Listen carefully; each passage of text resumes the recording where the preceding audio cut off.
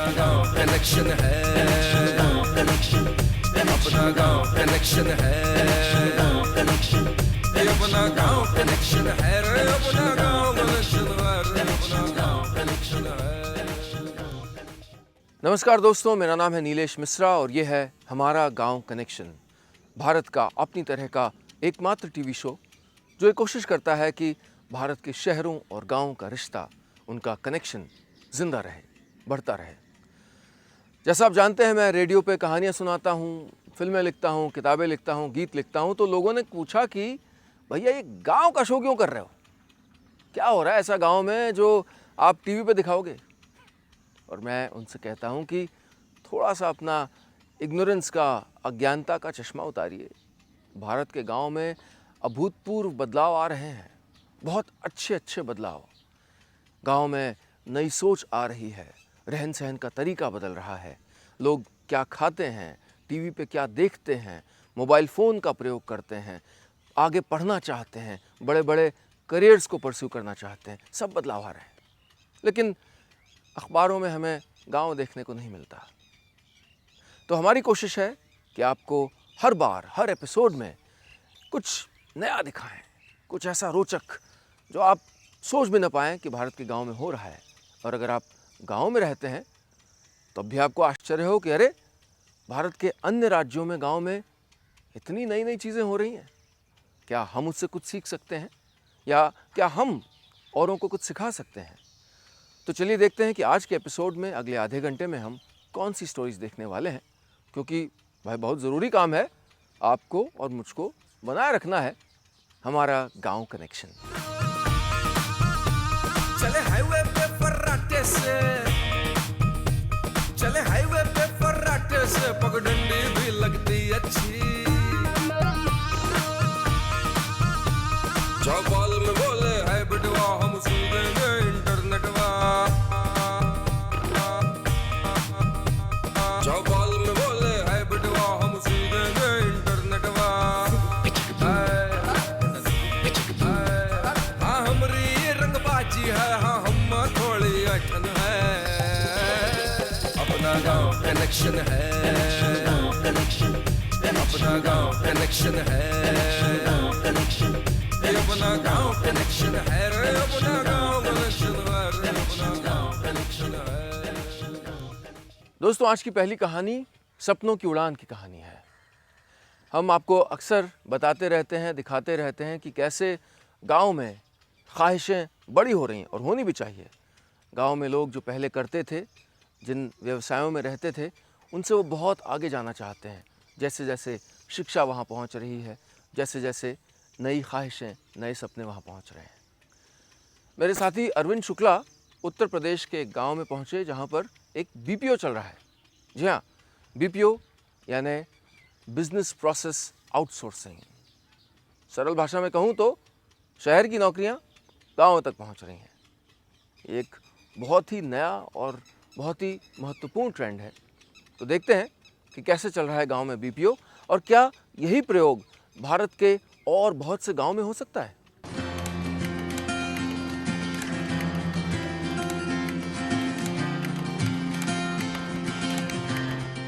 Computer keyboard पर फटाफट typing करती ये हैं पूजा मिश्रा। 20 साल की पूजा की उंगलियां कीबोर्ड पर इतनी रफ्तार से चलती हैं कि उन्हें देख पाना मुश्किल है। लेकिन ये उंगलियां बदलाव की जो कहानी लिख रही हैं, उसे आसानी से देखा जा सकता है, समझा जा सकता है। किसी मेट्रो सिटी के कॉर्पोरेट ऑफिस जैसी दिखने वाली ये जगह दरअसल एक गांव है।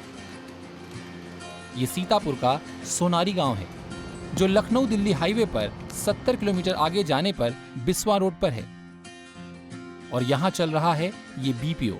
पूजा और उनके पिता अब इस बदलाव के फायदे गिनाते नहीं थकते। गांव से लड़कियों को बाहर जाना, जॉब करना अलाउड नहीं है, बट यहाँ पे हमारे यहाँ गांव में सेंटर खुला है, जिससे हम यहाँ पे काम कर पा रहे हैं। और काम के साथ साथ पढ़ाई भी हम कर रहे हैं। मेरा ग्रेजुएट भी कंप्लीट नहीं है, इस साल हो जाएगा। मैं यहाँ काम करके बहुत अच्छा फील कर रही हूँ। हमको उनके साथ जाना पड़ता ना, अकेले बड़ी बेटी को यूँ भेजा नहीं जा सकता बाहर।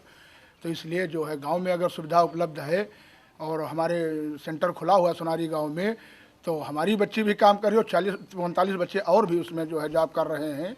करीब 2500 आबादी वाले सोनारी गांव में सबसे ऊंची ये 2 मंजिला बिल्डिंग बदलाव और तरक्की की गवाह है। इन लड़के लड़कियों को इस काम के लायक बनाने के लिए पहले इन्हें ट्रेनिंग दी गई और अब आसपास के करीब 40 लड़के लड़कियां यहाँ काम कर रहे हैं। इनमें से कई ऐसे हैं जिन्होंने पहली बार कंप्यूटर यहीं आकर देखा और अब कुछ ही समय में वो इस काम से अपनी तमाम जिम्मेदारियों को पूरा करने के लायक बन गए हैं। यानी मेहनत रंग लाई है।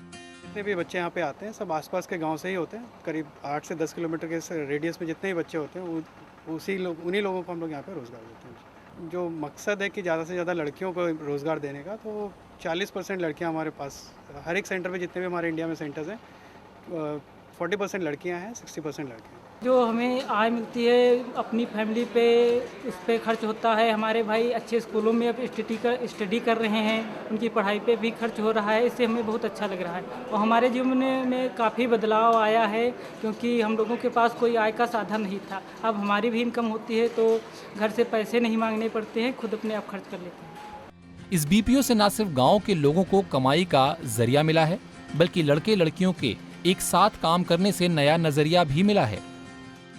अब गांव में लड़के लड़की में भेद नहीं होता। इनके कंधे से कंधा मिलाकर चलने से रूढ़िवादी मानसिकताएं भी दम तोड़ रही हैं। उत्तर प्रदेश के सोनारी गांव से गांव कनेक्शन के लिए अरविंद शुक्ला की रिपोर्ट। गांव कनेक्शन में लेते हैं एक छोटा सा ब्रेक। हाँ हमरी रंगबाजी है, हाँ हम थोड़ी अठन है। अपना गांव कनेक्शन है, अपना गांव कनेक्शन है, अपना गांव कनेक्शन है रे, अपना गांव कनेक्शन है रे, अपना गांव कनेक्शन है।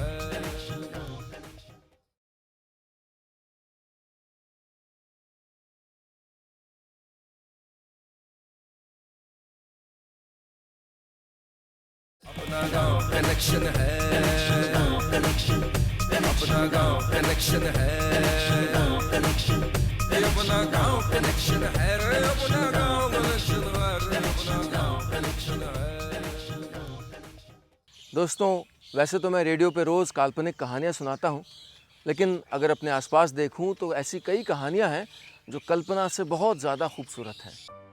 कल्पना से भी खूबसूरत ये कहानी है गुरमैल सिंह धोसी की, जो रियल लाइफ के स्टार हैं। पिछले कुछ दिनों धोसी देश के राष्ट्रपति के मेहमान बने और इसके पीछे थी उनकी सोच और मेहनत।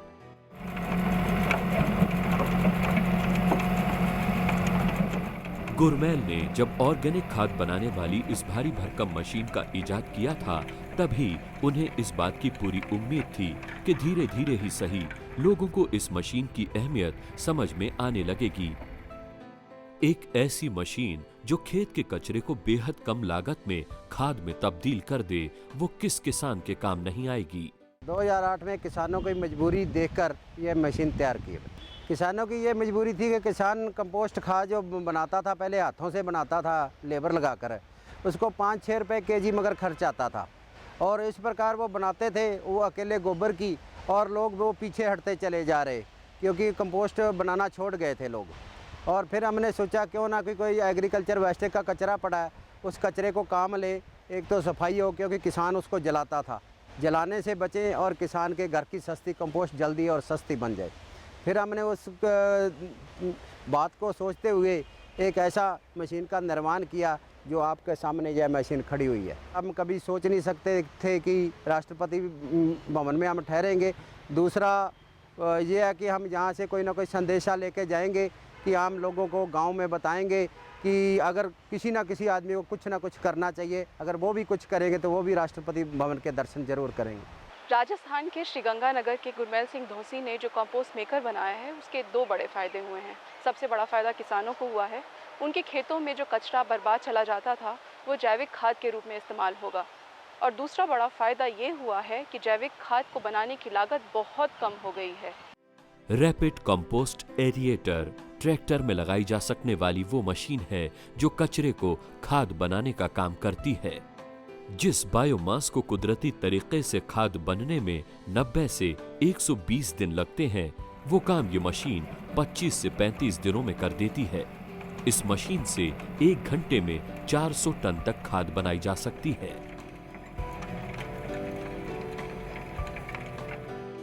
अनु सिंह चौधरी के साथ गांव कनेक्शन टीम की रिपोर्ट। गांव कनेक्शन में वक्त है एक छोटे से ब्रेक का। ब्रेक के बाद हमारे हर्बल एक्सपर्ट डॉक्टर दीपक आचार्य बताएंगे कुछ नए उपाय, कुछ नए नुस्खे, कुछ नई जानकारी। हाँ हमरी रंगबाजी है, हाँ हम थोड़ी अठन है, अपना गांव कनेक्शन है, अपना गांव कनेक्शन है, अपना गांव कनेक्शन है रे, अपना गांव कनेक्शन है रे, अपना गांव कनेक्शन है।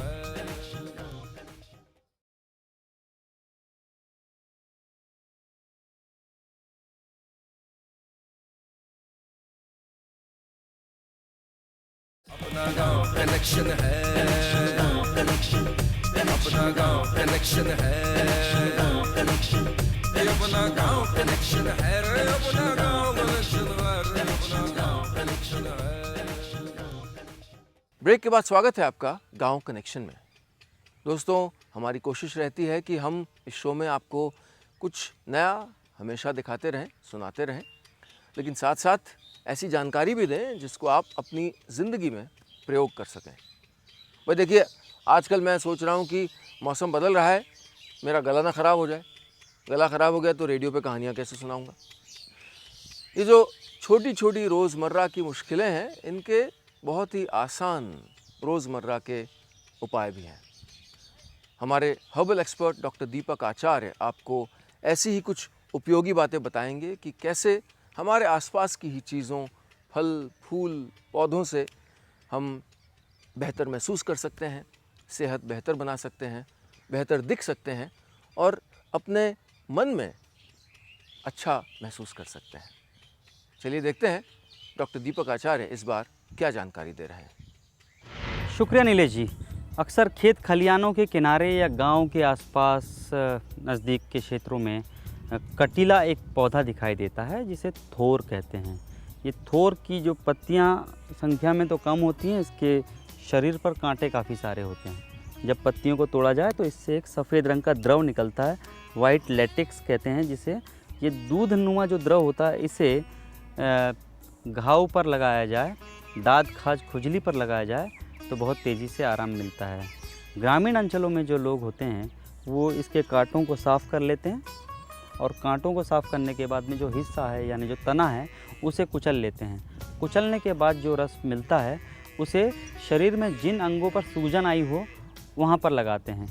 आदिवासी हर्बल जानकारों का मानना है कि ये जो सूजन है इस द्रव को लगाने से उतरना शुरू हो जाती है। इसके अलावा जिन्हें जोड़ में दर्द हो, आर्थराइटिस की समस्या हो, उन्हें इसके जो लेटेक्स है इसको निकालने के बाद में इससे मालिश करनी चाहिए। रात को सोने से पहले जहाँ पर जोड़ का दर्द होता है जिन हिस्सों पर, वहाँ पर इसे लेपित कर लिया जाए। अगले दिन सुबह इसे धो लिया जाए तो दर्द आहिस्ता आहिस्ता कम होना शुरू होता है और समस्या से निजात मिल जाती है। तो उम्मीद है थोर के बारे में जानकारी आप लोग को रोचक लगी होगी।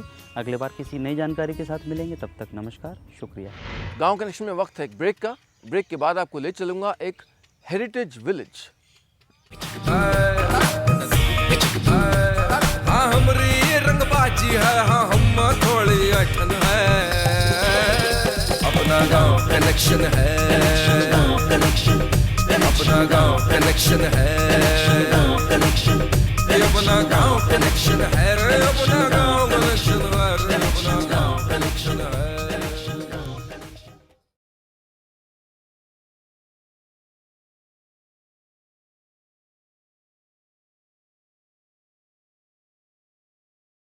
अपना गांव कनेक्शन है,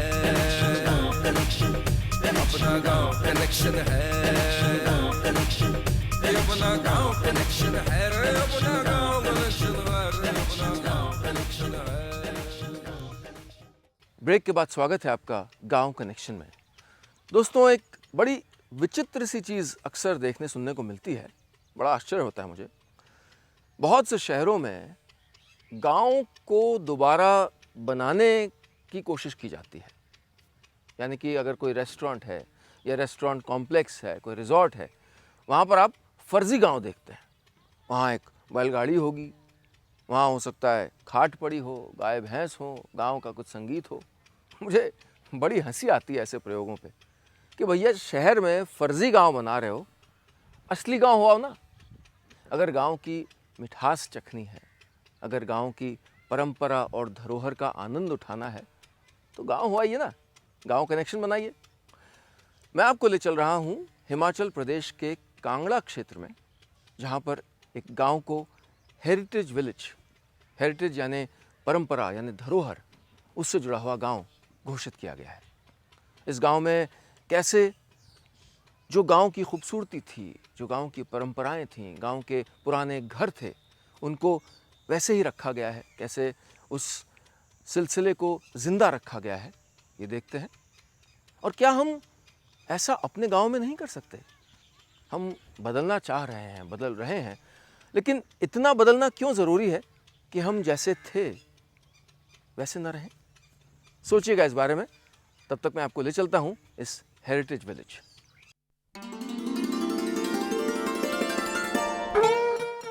इन खूबसूरत हवेलियों में देश के पहले हेरिटेज विलेज का 150 साल से भी ज्यादा पुराना इतिहास दर्ज है।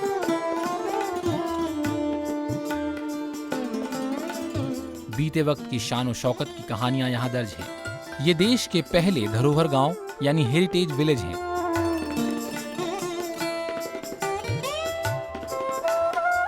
गरली और प्रागपुर। हिमाचल की खूबसूरत कांगड़ा घाटी में बसे इन दोनों गांवों ने समय समय पर कई उतार चढ़ाव देखे हैं। इन हवेलियों में वास्तुकला की यूरोपियन, कांगड़ी, मुस्लिम, राजपूत और यहाँ तक कि पुर्तगाली शैली भी देखने को मिलती है। इनमें से ज्यादातर को बनाने के लिए मिट्टी, पत्थर और देवदार की मजबूत लकड़ी का इस्तेमाल किया गया है।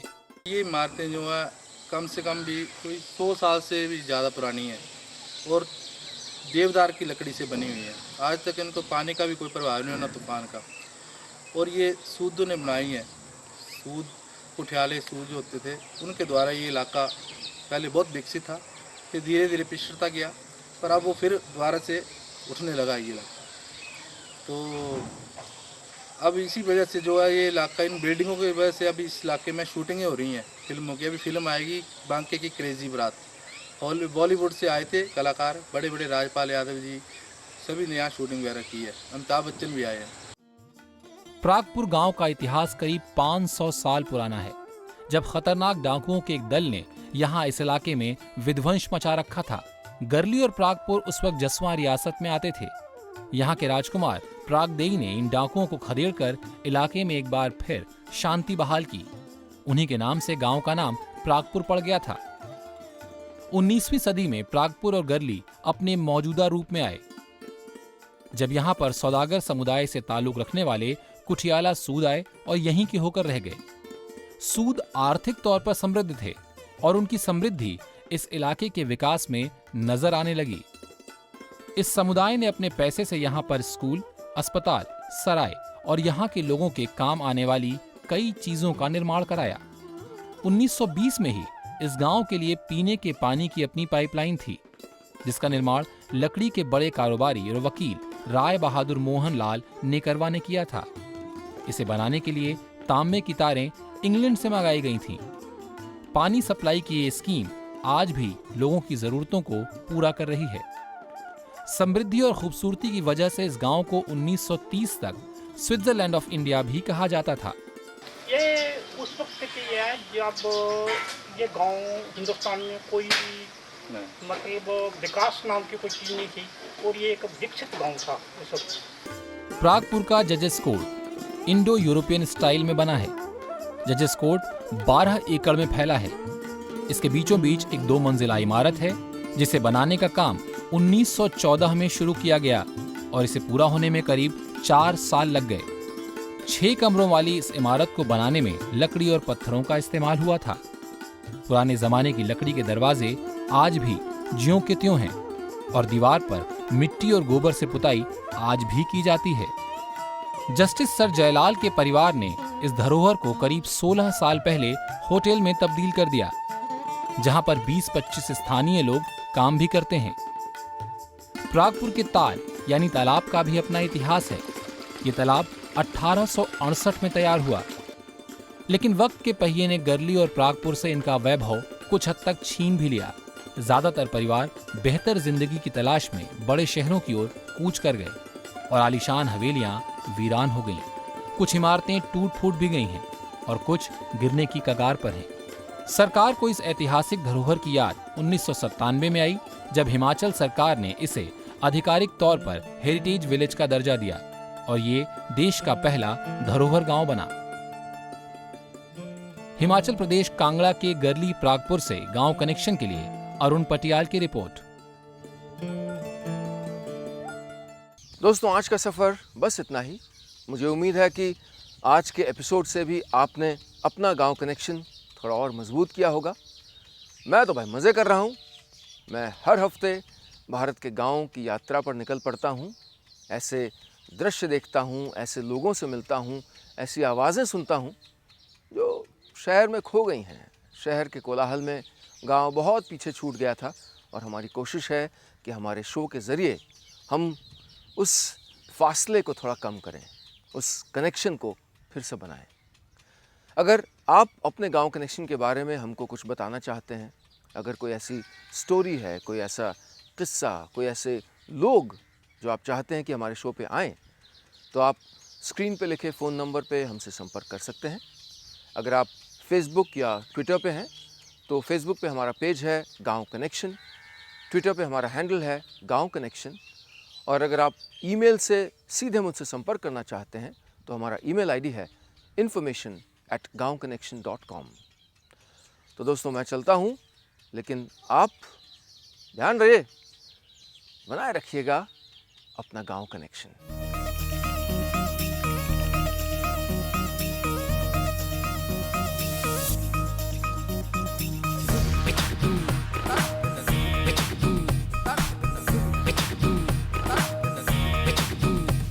बातें करते सीधी सच्ची और अबिया खाते हैं कच्ची। बातें करते सीधी सच्ची और अबिया खाते हैं कच्ची। चले हाईवे पे फर्राटे से, चले हाईवे पे फर्राटे से, पगडंडी भी लगती अच्छी। चौपाल में बोले है बिटवा हम सुन देंगे इंटरनेटवा। चौपाल में बोले है बिटवा हम सुन देंगे इंटरनेटवा। हाँ हमारी रंगबाजी है, हाँ हम थोड़ी अठन है। अपना गांव कनेक्शन है, अपना गांव कनेक्शन है, अपना गांव कनेक्शन है रे, अपना गांव कनेक्शन है रे, अपना गांव कनेक्शन है।